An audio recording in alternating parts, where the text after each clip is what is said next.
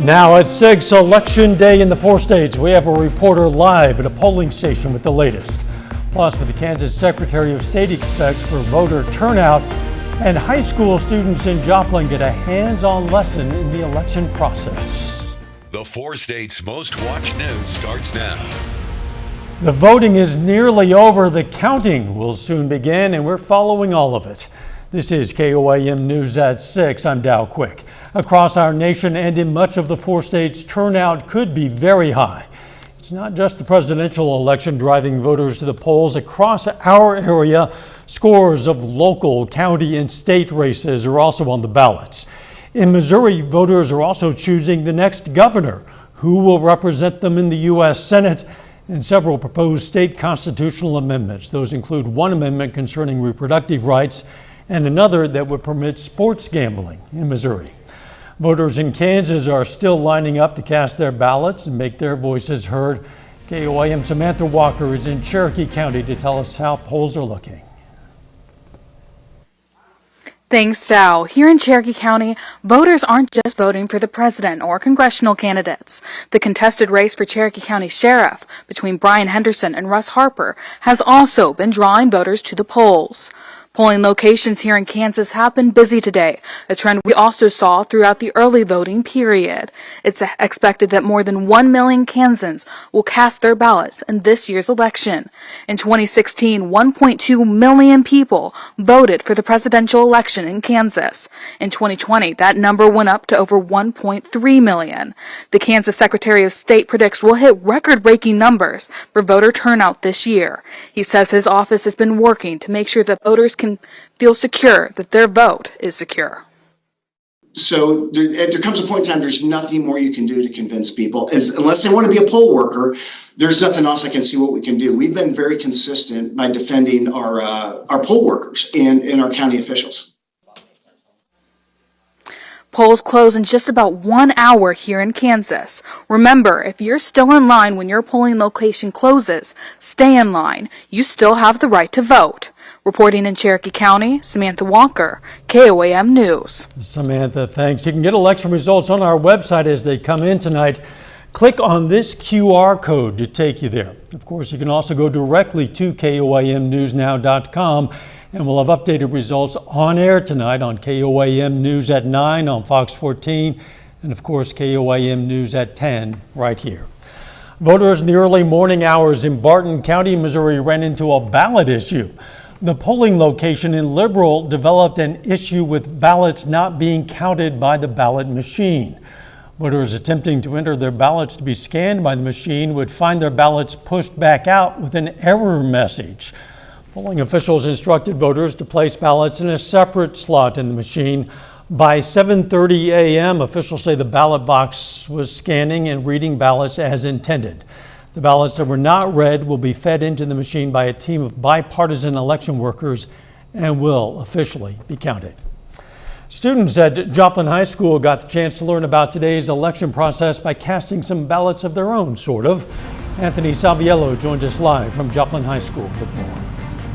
Yeah, Dow, you're exactly right. Students spending parts of their school day getting the chance to cast a vote on a ballot, though it doesn't actually count, but they are still getting the chance to experience what the election cycle is going to be like. According to the teacher that I spoke with, it's a way for students to get a better understanding of how the election works. The ballot that the students voted on is an exact copy of the Jasper County ballot. I spoke with some students to ask them how it felt after experiencing this. I hope that people realize that their vote truly does matter. Every little thing counts, no matter what you put.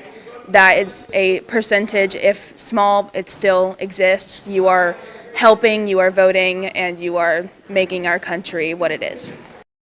Now, unlike today, right now, the school was able to get all their election results in, and I have them, and I'm going to read them off here for you. Joplin students decided, and they voted, for Donald Trump to be the next president, Republican nominee Mike Kehoe for governor in Missouri, and every proposed amendment to the Missouri Constitution was passed. This also includes the one in regards to sports gambling and reproductive rights here in Missouri. do they match what we'll see for tonight on the national level? Well, we'll have to wait and find out. All right, Anthony Saviello live at Joplin High School. Thanks, Anthony. Let's check in with Chief Meteorologist Doug Heddy now for our first look at our weather. Well, of course, we've had the chance throughout the day to start to dry out a bit. We still had some light showers out there during the morning hours, but most of us are dry now. We will stay that way as we go through the evening. 57 in Joplin, 54 in Pittsburgh. Kind of cool. Temperatures mid to upper 50s to near 60 once you get in our southern counties. Temps are going to slide back through the 50s into the 40s later on tonight. So it is going to be a little bit chilly. And we do still have some clouds out there, but these are going to break up as we go through the next several hours. Plus, on top of that, we're going to get some patchy fog that starts to build in later on tonight. So if you are going to be on the roadways, watch out for that. We do get a break from rain over the next couple days, but here's our next storm system. So by Friday, another big storm system heading in our direction. I'll have those details here in just a bit. See you soon. The Gorillas find themselves at the lucky 13 spot in a new coaching poll. KOAM Sports Director John Dale is going to have that story for us later in sports. But up first, authorities charge a Fort Leonard Wood soldier with murder in the death of a sergeant. Criminal proceedings will begin against a Fort Leonard Wood soldier in Missouri for the death of a sergeant on post. The death happened last month and the soldier faces several charges. Chris Bryant has more. She was a sister, she was a warrior, and she was a battle buddy and a member of our team. A bridge crew member and mine dog handler with the K-9 detachment. Sergeant Sarah Roque was reported missing when she didn't appear to formation on the morning of October 21st. After a search, her body was found on post at Fort Leonard Wood near the single soldier housing in a dumpster. As a leader and a commander, I take this personally. I hold very dear that I am responsible for what goes on in this installation. The Army Criminal Investigation Division, along with the FBI, conducted an investigation into the death of Sergeant Roque. The Army Office of Special Trial Counsel has preferred court-martial charges against Specialist Worcester Rancy and will make the prosecution decisions in this case moving forward. The charges against Specialist Rancy is for murder and obstructing justice in violation of Articles 118 and 131B of the Uniform Code of Military Justice. And all of the details of that timeline are still part of the investigation. When it comes to the relationship between Sergeant Roque and Specialist Rancy, So that is still part of the ongoing investigation, so I'd rather not discuss any details related to that. Specialist Rancy was ordered into pretrial confinement on October 24th and has been transferred to the Midwest Joint Regional Confinement Facility at Fort Leavenworth, Kansas on October 30th. On October 29th, Sarah Roque's body was returned home to Indiana. And while Sergeant Roque's family is preparing for her funeral, this week her unit held a memorial on post in her honor. Yesterday, the unit had a very touching memorial. And while that does not bring closure, that is a critical step in the healing of that unit and the family. While questions still remain about the connection between Sergeant Roque and Specialist Rancy and the details into her death, command staff is working to make sure her teammates are healing, along with not forgetting her memory. We will always keep Sergeant Sarah Emily Roque in our thoughts. The funeral for Sergeant Roque took place this weekend in Indiana. A decision on the future of her canine Zorro has not yet been determined, but the dog is expected to return to duty soon. A little later, community members turn out for a lunch event to support a Joplin ministry. Plus, we are already tracking our next storm system. We're going to talk about that coming up. Well, it's definitely turned out to be a chilly Tuesday for us today, but a drier one after all the rain that we've had really over the past 5 or 6 days. A lot of areas picked up anywhere from 6 upwards to 12 inches of rain, which is absolutely crazy. We did still have some showers out there during the morning hours, but really through the afternoon it's been okay. It's just been kind of cool. Nice shot of our Cornell Arts and Entertainment Complex tower cam downtown. You can see a little bit of a wind out there, and that wind will start to diminish as we go through the overnight hours. Mid to upper 50s to near 60 degrees right now. Looking at 7th and Rangeline 57, still kind of a northwesterly wind at about 10 to 15 miles per hour. Through the evening, slide back through the 50s into the 40s, kind of chilly for us later on tonight. And as these winds start to back down a little bit more as we go through the evening hours, with all that moisture on the ground, we're most likely going to get some patchy fog that starts to build in across the region. So visibilities will come down late tonight. So if you are going to be on the roadways, especially kind of I-44 and north, just be careful. Obviously the deer are moving this time of the year, and you add in a little bit of fog as well. We do still have some clouds kind of working through, but these clouds are going to continue to break up as we go through the next several hours. Storm system past couple days exits, next storm system drops in. You can see snow across parts of Montana all the way down through the central parts of the Rockies. So that system will start to affect us at the end of the work week. It's what we call a cutoff low, the jet stream way up in Canada. So this guy's just kind of cut off sitting here. So it's just going to meander toward us as we go through the weekend into early next week. But it should give us some rain chances. And then behind it, we have another storm system that will dip in by the time we get into the middle of next week. Let me walk you through time. Tonight, down into the 40s, kind of chilly, some patchy fog that will burn off quickly. We'll go into lower 60s by noon. Once we get into the afternoon, 63 Stockton, 67 Anderson, 66 in Bentonville, Veneta, Chanute, up to about 62 degrees. As we go into Wednesday night, partly cloudy skies, upper 40s once again. Thursday, we get some more clouds, especially in here as we go into the afternoon hours, but temperatures for highs still into the mid 60s. Clouds thicken Thursday night into Friday morning. You can see the rain advancing in out to the west, but the next couple days are going to be okay. Chilly start, high temp 66 on Wednesday. Let's look at those rain chances. This is not going to be a severe event, but we could get some thunder, especially Friday night and then into Saturday morning as it passes on by. But thankfully, we're not looking at severe weather from this storm system. 66 Wednesday, 65 Thursday, 63s Friday, Saturday. Sunday looks great. Back near 70 early next week. Yeah, nice couple of days we need to drive. Yeah, it's going to look pretty good. Thanks, Doug.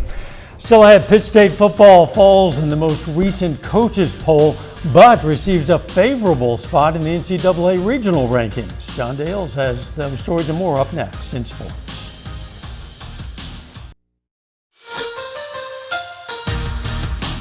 Pittsburgh State football losing this past Saturday has proved to be an issue for the Gorillas' quest for a national championship, but not a fatal one. The NCAA releases its first set of regional rankings this week. The top 7 teams from this group will make the playoffs, and despite picking up its second loss, Pittsburgh State is the 3 seed in Super Region 3.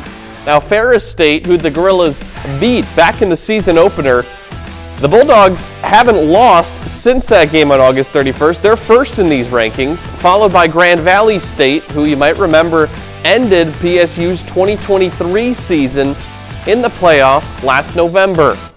Now, much like Tom Anthony said immediately following his team's 24-point loss to Central Missouri on Saturday, all of the Gorillas' goals for this season are still attainable, even with 2 losses.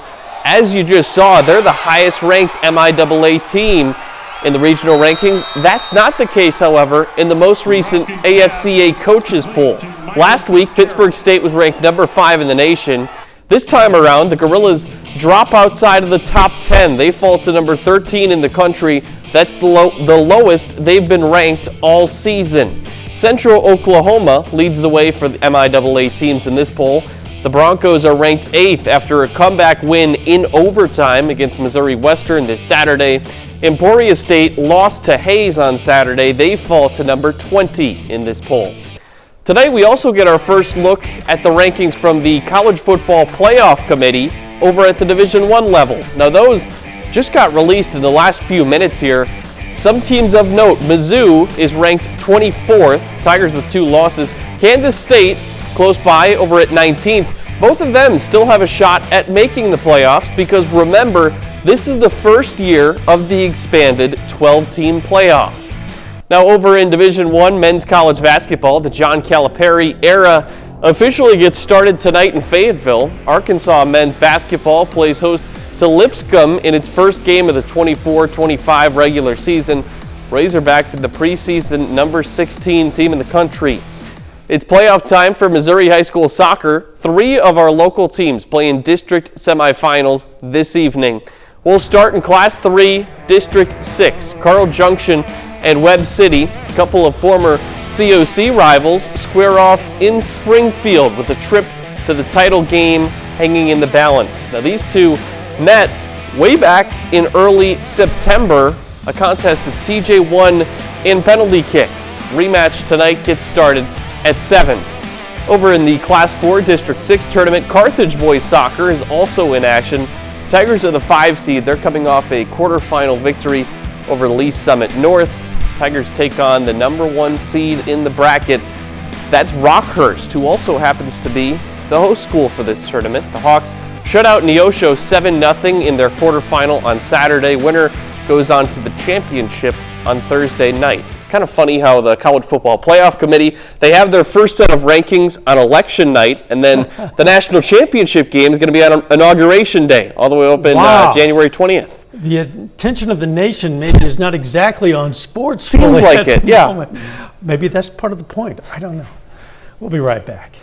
Here's a look at what's coming up on KOAM News at 9 on Fox 14. We're going to have a look at the latest numbers from around our area on today's races. Plus, a couple of reporters in the field. We're going to be live from a watch party and looks like from a courthouse. Those stories and a lot more tonight. KOAM News at 9 on Fox 14. The First Presbyterian Church in Joplin hosted a charity lunch today. It benefited Crosslines, a nonprofit dedicated to providing emergency services that support and improve the welfare of families in need. The charity lunch also was a way to educate members of the community as to Crossline's mission. Have these luncheons that partner with great causes in our community, and it allows us to bring a little more awareness to some of the things that are going on along with raising funds for them. It's a good way of getting members of the community, members of our church, and maybe potentially some people that would benefit from some of these services all in the same place at the same time. Church says that each month it's going to spotlight a different organization in need, continuing its commitment to give back to the community. It's going to be chilly tonight, but dry for the next couple of days. It should be. We are going to get a little patchy fog in here late tonight, so watch out for that if you're on the roadways early in the morning, plus the deer are moving. 66 tomorrow, nice day, 65 Thursday. Rain back in, especially late Friday night into Saturday, which, do you have high school football Friday evening? We do. This is going to be your first one. You actually have rain. Well, we had some rain in the opener way back in week 1. Yeah. Okay. Any other final sports? Well, looking forward to that later on in the week. But tonight, obviously, we have those playoff soccer games that I mentioned: Carl Junction, Webb City, Carthage. All of them trying to keep their season alive. All right. Thanks for joining us. You're going to find CBS coverage of the election throughout the evening. Also, periodic updates from KOAM. We'll see you right back here for KOAM News at 10 for a complete wrap up. Let's make it a great evening.